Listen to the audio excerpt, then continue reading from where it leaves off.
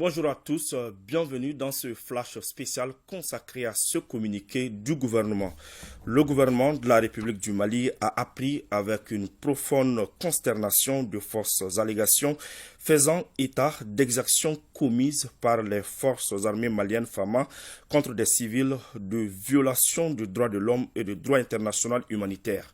Ces fausses allégations sans aucun fondement ont été publiées respectivement à travers une déclaration de Mme Michelle Bachelet, haute commissaire des Nations Unies aux droits de l'homme, le 8 mars 2022. Un rapport de Human Rights Watch le 15 mars 2022. Un reportage de la Radio France Internationale RFI le 14 et 15 mars 2022.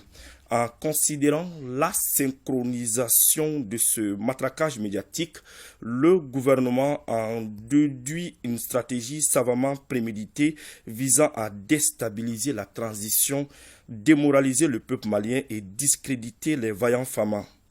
Pire, certaines allégations, en particulier celles avancées par RFI, n'ont d'autres objectifs que de s'aimer la haine en ethnicisant l'insécurité au Mali et dévoilent l'intention criminelle de journalistes dont certains n'ont pas séjour au Mali il y a plus d'1 an. Par conséquent, le gouvernement de la République du Mali rejette catégoriquement ces fausses allégations contre les vaillantes FAMA, engage une procédure conformément aux lois et règlements en vigueur au Mali pour suspendre jusqu'à nouvel ordre la diffusion de RFI en ondes courtes et FM et de la télévision France 24 ainsi que toutes leurs plateformes digitales sur toute l'étendue du territoire national.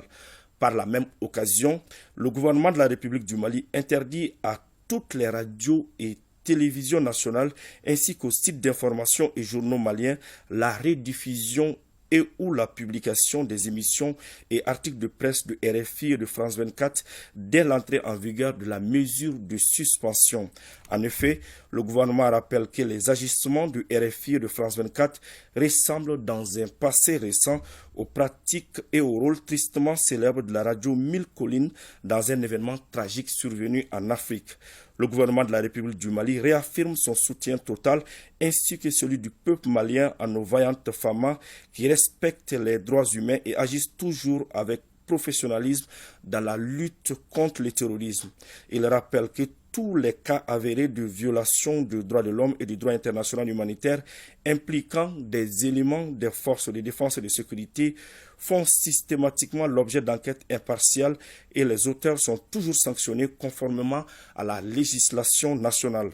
Le gouvernement de la République du Mali invite le peuple malien à rester vigilant, à faire preuve de discernement et à soutenir les autorités de la transition dans leur noble mission de sécurisation de notre pays et de défense exclusive des intérêts supérieurs du peuple malien. Que Dieu bénisse le Mali. Bamako, le 16 mars 2022, le ministre de l'administration territoriale et de la décentralisation porte-parole du gouvernement. Voilà, c'est l'essentiel qu'il fallait retenir de ce flash spécial. Merci de l'avoir suivi.